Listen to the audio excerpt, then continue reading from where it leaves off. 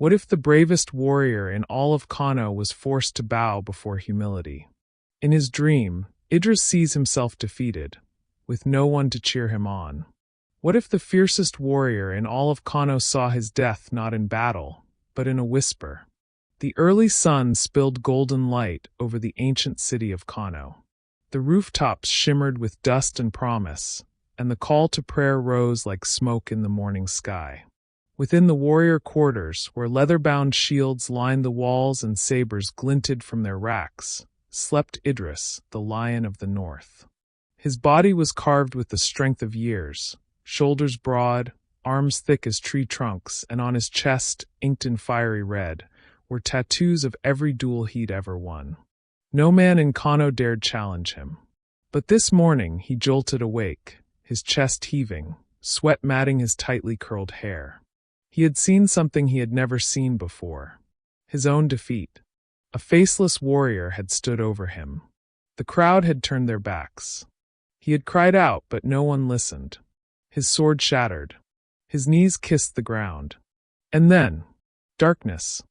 Idris shook off the dream like sand off a camel's back. "It is nothing," he muttered. He pulled on his red-dyed battle robe, looped his curved blade to his side, and stepped into the sun-drenched courtyard of the emir's palace. All around, men bowed as he passed. "He's the pride of Kano," a boy cried. Even the emir, seated beneath his silk canopy, nodded in respect. "Idris," he said, "none can match your courage. The drums of war may beat again soon. You will lead." Idris smirked. "There is no war I cannot end with one swing of my blade." Behind him, someone coughed. Zainab, his sister, watched from the shadows of a carved pillar, her eyes deep and cautious. "Be careful, brother. When a man stands tallest, his fall is hardest." Idris barely glanced her way. "Sister, worry suits you no more than armor suits a dove." She sighed. The dream was no ordinary dream. She had seen it too. At twilight, Idris was summoned to the home of Malam Musa, the revered elder who read signs in kola nuts and spoke only when words mattered. His hut was modest, mud-bricked, its entrance guarded by strings of cowries and charms, but inside, wisdom gathered like smoke. "I know why you have come," Malam Musa said before Idris could speak. "I have come for guidance." Malam Musa crushed a kola nut with his fingers and threw the pieces onto a worn mat. "You dream of defeat. It is not a lie." Idris frowned. "I am not afraid of shadows." "Then fear pride," the old man whispered. "For that shadow walks with you always." Idris rose, fists clenched. "I do not need riddles. I need the truth."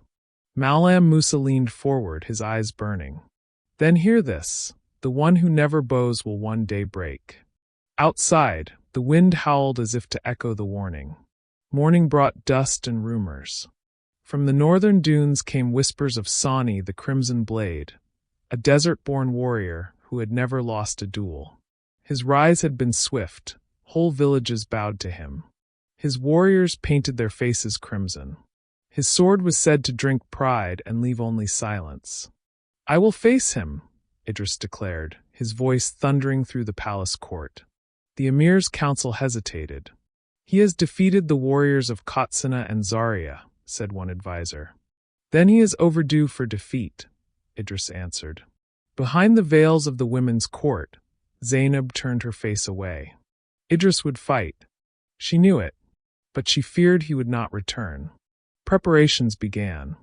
Idris trained in the palace arena, slashing through wood and iron alike. He turned away sparring partners, insisting no one could match his skill. A young warrior, Usman, approached with humility. "Let me train at your side, master. I may learn." "You learn? You cannot even stand without trembling," Idris mocked, laughter echoing from the stone walls. Zainab watched. Her voice, quiet and slow, cut deeper than any blade. "You crush others to lift yourself, Idris. But a true warrior lifts others first." He scoffed. "I lift only my sword." Late one evening, a lone rider galloped through Kano's gates. His face was pale with exhaustion. Sani is near, he cried. He marches with 200 men and blood-red flags. He seeks the proud rooster of Kano. Idris laughed at the title. He gives me a name? I will give him silence. But the people murmured. For Sani had not been defeated in 7 years. And his warriors, they say they killed with no rage. Only silence. The emir summoned a war council. Zainab pleaded, "Let others fight with you." Idris grinned. "I need no one. The lion hunts alone." Sani's men camped 10 miles outside Kano, just beyond the Whispering Dunes. At dusk, drums beat like heartbeats of war. Idris couldn't sleep. He stood atop the palace roof, watching the stars. Zainab found him there. "I dream again," he said softly. "Only this time my hands are bound. And you walk away." She touched his arm. "It's not too late to learn humility." He turned sharply. "Do not speak to me of weakness." She said nothing more. But behind her, the shadow of Malam Musa watched and nodded solemnly. The next morning, emissaries from Sani arrived. One bore a crimson flag, another a simple message. At high noon in the sands outside Kano, let the proud warrior come. Let us see whose sword breaks first. Idris accepted without hesitation. He chose no second, no shield bearer. Just his sword and his pride. Zainab wept behind a curtain. Malam Musa whispered, "If he returns, let him return changed. If not, may the sands remember his name." Idris walked alone. Behind him, the city watched in breathless silence. The heat rose in waves. The sun sat like a burning eye overhead. Sani waited across the dunes, draped in crimson, his face calm. The two warriors faced each other. "I have heard much of you," Sani said. "Your pride is taller than your spear." "And your mouth," Idris replied, "is wider than your courage." They drew swords. But before the clash, Sani whispered, "When I beat you, will you bow?" Idris growled, "I will never bow." The drums fell silent. Steel met steel. The air rang with sparks and fury. Idris attacked like a storm, wild, fast, relentless. But Sani moved like wind, dodging, turning, and parrying with ease. The crowd gasped. Idris struck high, blocked. Low, deflected. Thrust, parried. Sani grinned. "You are strong," he said, "but too loud. I hear your next move before it comes." Idris roared. "Silence me then." Sani stepped back. And then, one clean move, Idris's sword flew from his hand. The warrior of Kano stood bare-handed, chest heaving. And Sani asked again, "Will you bow?" Idris clenched his fists. He looked around. The silence was deafening. He did not bow. He lunged with his fists. Sani sidesteps, and Idris tumbles into the sand, stunned. The desert wind blew softly across the dunes, carrying with it the scent of sweat and humiliation. Idris lay sprawled in the hot sand, his fingers clawing at the ground. His chest heaved as if the weight of the city's silence sat upon it. He could still hear the distant gasps of his people, as his sword flew from his hand like a fallen bird. Sani stood tall above him, sword sheathed. "I will not kill you," he said. "Not yet. A man who has not bowed still has something to learn." His voice held no mockery, only cold truth. Idris pushed himself up, spitting grit from his mouth. "You caught me off guard." Sani gave a single nod. "Perhaps. Or perhaps pride has made you blind." The walk back to Kano was slower than the one he had made just hours before. Children no longer followed. The guards at the gate said nothing. And Idris felt, for the first time, what it meant to be alone. That night, the warrior quarters were quiet. Even the oil lamps seemed to burn lower. Idris sat alone in the dark, his hands bloodied not from battle, but from digging his pride out of the sand. The memory of Sani's words clung to him like a shadow. Zainab entered silently, placing a bowl of warm tuwo before him. "Eat," she said gently. "I have no appetite," he replied. "You must have strength." "For what?" he snapped, then caught himself. I am no longer the lion of Kano. Zainab sat beside him. Even lions must learn to walk with the pride. The lesson is not in falling. It is in what you do after you fall. Outside, drums began again. Not for victory, but for mourning. For the pride that had been lost that day. Before dawn, Idris climbed the path to Malam Musa's hut, high atop the eastern hill. The old man was already waiting by the fire, wrapped in a white robe, his face glowing in the flickering light. I could not sleep, Idris admitted. Good, Malam Musa said, tossing dry herbs into the fire. The proud sleep too soundly. The humbled watch the stars. I underestimated Sani. You underestimate yourself. Idris looked up. I need your wisdom. Malam Musa studied him for a long moment, then nodded. Then listen. You are strong. But a sword that strikes only for glory will eventually cut its wielder. Until you learn to fight for others, you will always lose. The fire popped. Smoke curled toward the ceiling. I want to learn, Idris whispered. Then you must train. But not as before. The next day, Idris did not enter the training grounds. He went instead to the market, barefoot, unarmed, and silent. People stared. Some laughed. Others looked away. He approached a crippled blacksmith named Baba Hadi, who once made swords but now carved tools with a twisted hand. Teach me to forge, Idris said. The man squinted. You the warrior? You want to learn to shape iron? Yes. For glory? No, Idris replied, bowing his head. For purpose. For days Idris worked. He burned his palms. He failed to mold the metal. But slowly, under Hadi's watch, his strikes became measured. His breathing slowed. His posture changed. Zainab watched from afar and smiled. The lion was learning to walk again. But peace does not linger in the land of warriors. A messenger from the border town of Jaidan Dogo arrived at the palace gates, bleeding from the shoulder. Sani's men have crossed the border, he gasped. They burn crops, take livestock. They say he comes not for battle, but for the throne. In the palace court, panic rose. Idris stood quietly at the edge of the chamber, his eyes downcast. The emir's voice shook.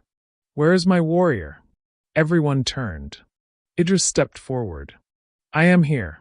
But this time, I will not fight alone. A murmur ran through the crowd. The emir narrowed his eyes. What do you mean? I will build a force, not with pride but with unity. Idris left the palace and walked the narrow paths of Kano's poorest districts. There he found men and boys forgotten by the city, cripples, outcasts, farmers with calloused hands, and sons of laborers. He looked each one in the eye. I trained for myself once. Now I train for us. They hesitated at first. But Zainab, who stood beside him, smiled. He means it now. In the dusty courtyard of the old granary, the training began. No armor, no fanfare, just discipline, sweat, and silent resolve. And above them, Malam Musa watched from the hill. One night, smoke curled from the horizon. A small village west of Kano had been torched. Survivors stumbled into the city, coughing, crying. Idris led his small band to help them. He carried wounded children.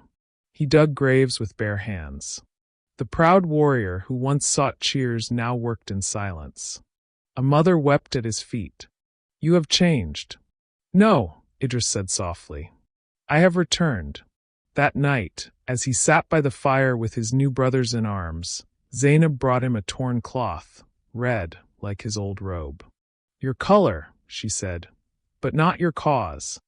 He tied it around his arm. The next day, scouts returned from the north. Sani's army moves again. 100 riders. Crimson cloaks. They will reach Kano by moonrise.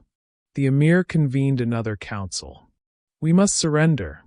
No, Idris said. We must stand. Not for ego. Not for legacy. For our people. The emir looked skeptical. With what army? Idris turned. Behind him, his recruits stood, tired but determined. Farmers, smiths, merchants, and forgotten warriors.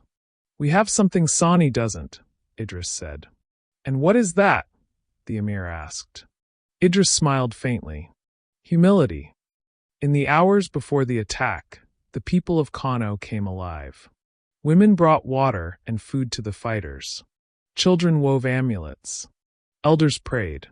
Idris distributed handmade spears, many forged by his own hands. He trained his fighters in tight formations, teaching them discipline over rage. Sani's men may have skill, but Idris's force had unity. Zainab approached with something wrapped in cloth. She unfolded it, his old sword reforged. I thought you buried it, he said. I did, she replied. But the blade is not the problem. It is the hand that wields it. Idris took the sword. He did not smile. As the sun dipped behind the western hills, shadows stretched long across the dunes. Fires crackled. The fighters knelt for prayer. Idris stood above them, eyes fixed on the darkness ahead. Then the drums. Faint at first, like a heartbeat. Then louder. And then, from the crest of the northern hill, they appeared, Sani's riders. Crimson banners. Cold faces. An army like blood. Zainab stood beside Idris. Do you fear them? I fear only that I waited too long to become the man I needed to be. And then, in the final breath before dawn, Idris whispered, Let humility guide our hands. The first arrow lit the sky with fire. The first clash was like thunder on metal. Idris's men held their line as the crimson tide smashed into them. Spears struck shields, men screamed. Dust rose in a thick, choking cloud. Idris moved like water, slipping between chaos, disarming, never killing unless forced. Each strike was precise. Not for glory, but for protection. Sani was nowhere in sight. Usman, the boy once mocked by Idris, fought beside him. He blocked a blade aimed at Idris's back, earning a nod that meant more than applause ever had. A moment of quiet came, a break in the storm. Then a new sound. Hoofbeats. Fast. Heavy. Alone. From the northern ridge, Sani appeared, his horse black as midnight, his cloak flowing like blood in the wind.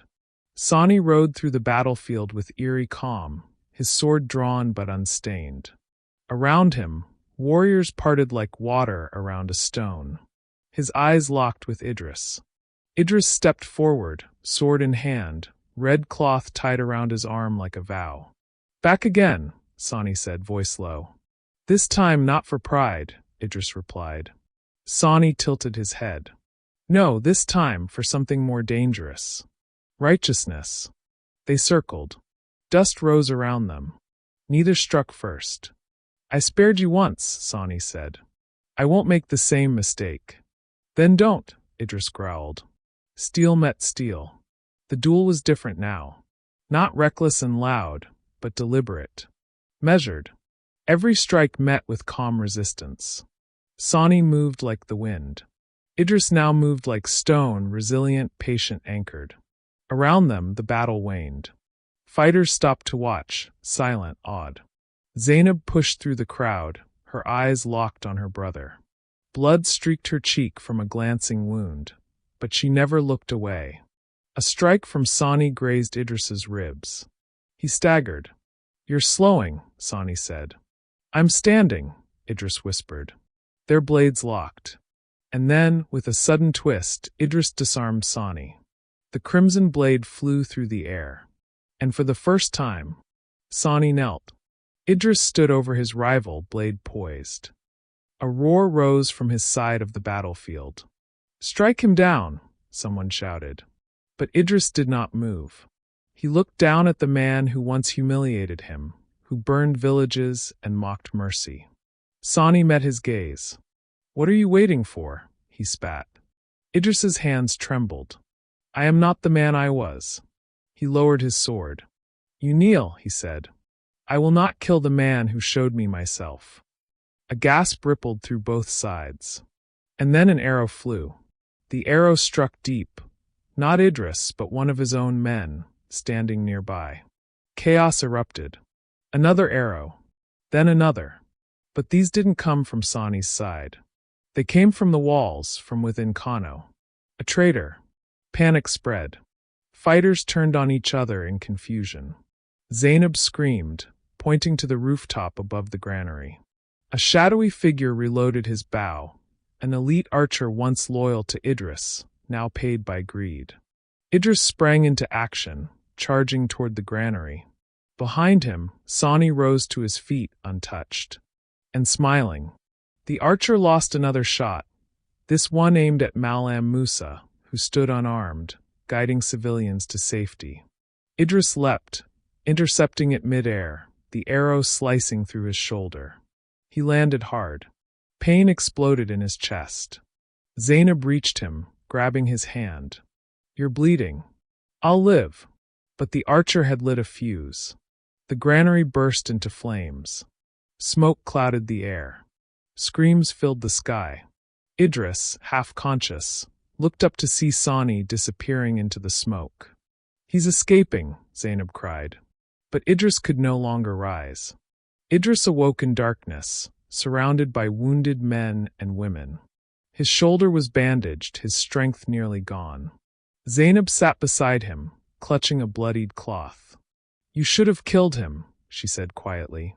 "I wanted to, but something told me not to. Your mercy let him live. My mercy made me human." Outside, Sani had vanished. Kano had held the city, but at the cost of fire, confusion, and betrayal. The people still whispered his name, but now in reverence, not applause. And Idris felt something he hadn't felt before. Not shame. Peace. Days passed. The city healed. Sani's forces retreated into the dunes. But rumors stirred, he was regrouping. The emir offered Idris wealth, position, power. "I want none of it," Idris said. "Then what will you do?" the emir asked. "I must find Sani again. Not to fight, but to end what we started." He kissed Zainab's forehead. "You have made me whole." He spoke with Malam Musa one final time. "You are ready now," the old man said. "Not as a warrior, but as a teacher." And so Idris walked alone into the desert. Under the harsh sun, Idris tracked Sani's footprints through the dunes. He followed old trails, forgotten oases, and whispering winds. He reached the ruins of a burned village, once torched by Sani's riders. There, in the center, sat Sani himself. Alone. Unarmed. "I wondered if you'd come," Sani said, not turning. "I came to end it." Sani looked up. "With a sword?" "No," Idris said. "With truth." He sat beside his former rival. Two warriors. Two wounds. Two paths. And the sand, always watching, remembered them both. Sani opens his satchel and pulls out a vial of poison. Sani's hand was steady as he held the small vial of dark green liquid. "This," he said, "is what I brought to the duel. In case strength failed me, pride would still win." Idris stared at the vial, heart sinking. "You would have poisoned me?" Sani shrugged. "You were everything I hated, celebrated, loud, worshipped. I wanted to destroy your name, not just your body." Idris sat back in silence. "And now I wonder if you lost that day or if I did." The sun dipped behind the dunes. The two men, former enemies, sat in quiet, the vial glinting between them like fate. In the stillness of twilight, Idris did the unthinkable. He took the vial and buried it beneath the sand. "It ends here," he said. Sani blinked. "You trust me enough to believe I won't use it again?" "I trust myself enough to know I'm not afraid anymore." They camped under the stars, sharing dates and silence. "Why did you let me live?" Sani asked. "Because someone once said the sword you lift for others is the one that truly matters." For a moment, Sani looked like a boy again. "No one's ever given me that kind of mercy." Idris smiled faintly. "It's not mercy. It's a correction." Word spread through Kano like rainfall on parched earth.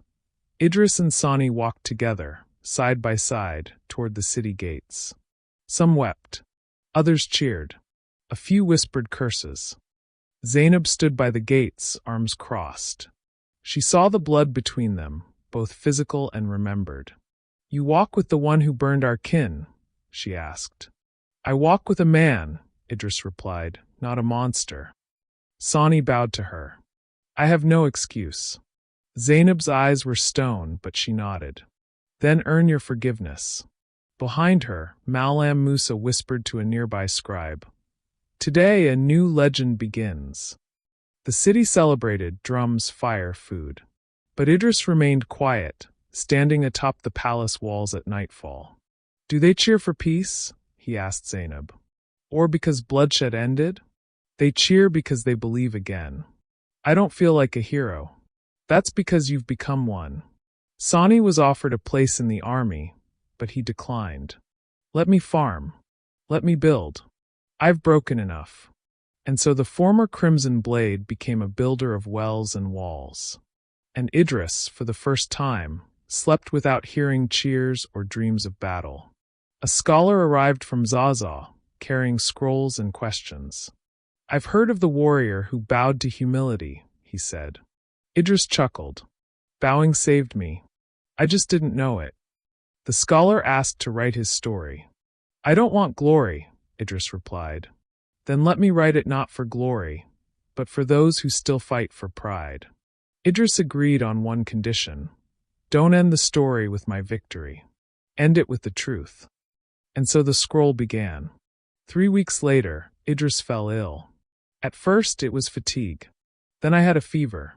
Then violent coughing. Zainab summoned the best healers. They poured herbs and prayers into his room, but nothing worked. Malam Musa came and placed his hand on Idris's chest.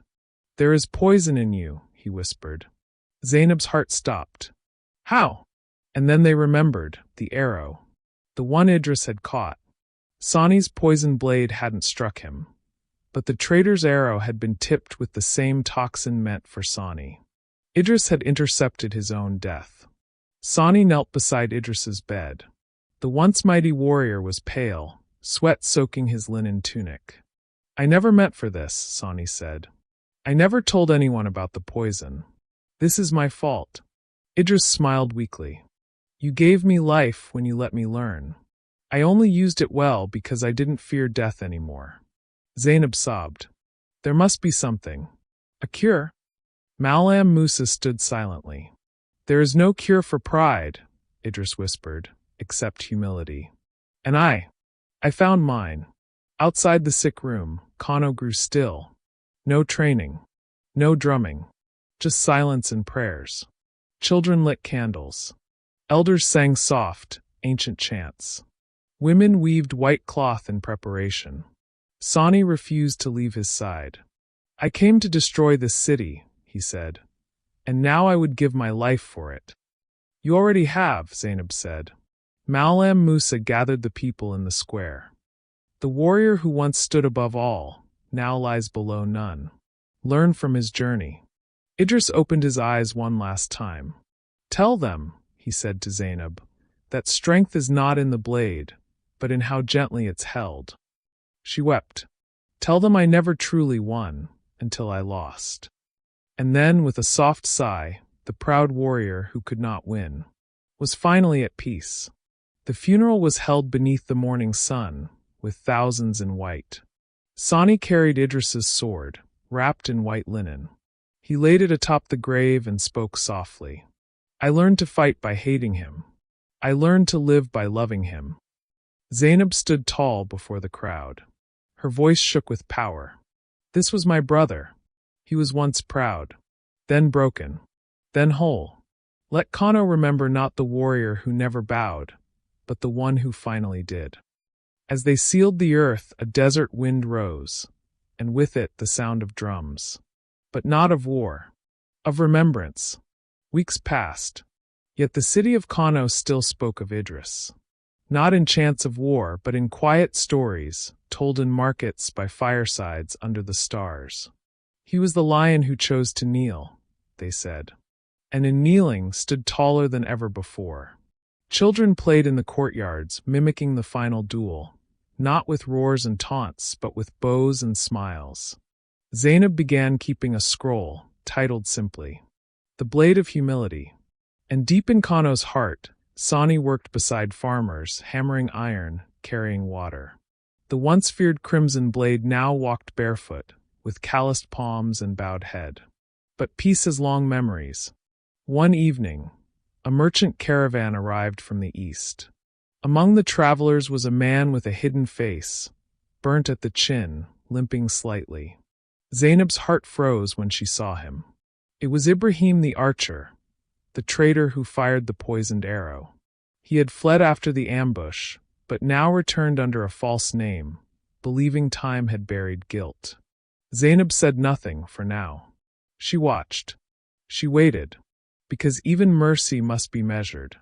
A young boy, no older than 7, followed Sani through the fields each morning. His name was Abu. He wore a red thread tied around his wrist. "Why do you follow me?" Sani asked one day. "Because you used to be scary," Abu said honestly. "But now you are kind. I want to be like that." Sani knelt, surprised. "Does your father tell you stories?" "He tells me about Idris. He says he died to protect us." "Did you fight him?" Sani nodded slowly. "He fought me too. But his real fight was with himself." The old sage, now weak with age, summoned Zainab and Sani to his hut. "I will not see another dry season," he said. "But before I go, I must pass this." He opened a small wooden box. Inside was Idris's red cloth, now faded, fraying at the edges. "Place this in the shrine by the western gate," he said. "Let it be a reminder. A warrior's true mark is not his scars, but the peace he leaves behind." They bowed, and when they rose, the sage had closed his eyes and never opened them again. They built a small shrine from sandstone and cedar. At its center, they placed the red cloth, sealed in a glass case. Below it, etched into the stone, "Here knelt the one who could not win, until he let go of winning." Pilgrims began to arrive from far villages. Some came to pray. Others came to learn. And Kano, once a city famed for war, became known for wisdom. The emir himself would bring guests to the shrine and tell them, "This cloth saved a kingdom." One evening, Zainab confronted Ibrahim publicly. "This man," she said, "fired the arrow that poisoned my brother. Not in battle. In cowardice." The market fell silent. Ibrahim collapsed to his knees, sobbing. "I thought I fought for glory. But I was a shadow." Sani stepped forward. "The old me would have killed you without pause. The new me asks, will you live better than you have?" Zainab placed her hand on Ibrahim's head. "Then you must help build the school Idris dreamed of." And so, the traitor became a teacher. To honor Idris's memory, a yearly festival was declared, the Festival of the Bowed Blade. No duels. No fights. Instead, contests of storytelling, forgiveness, and wisdom. Zainab gave a speech each year. "May every boy who picks up a sword also pick up humility. May every girl who lifts her voice also carry grace." And Abu, the boy with the red thread, stood proudly each year, reciting the story of Idris word for word. A generation was rising, not with louder war cries, but with deeper purpose. One morning, Abu wandered outside the city walls, chasing a bird. There, in the dunes, he saw an old man with a staff, cloaked in white, eyes like fire. "You should not be alone," the man said. "I'm not," Abu smiled. "I walk with Idris in my heart." The man chuckled. "Then your path is strong." Before Abu could speak again, the man had vanished like smoke on wind. When he told Zainab what he saw, she wept silently. Some say it was Malam Musa. Some say it was Idris himself. But no one knew for certain. Years later, while restoring the shrine, workers found a scroll hidden beneath the stone floor. It was a letter written in Idris's own hand, sealed with his signet.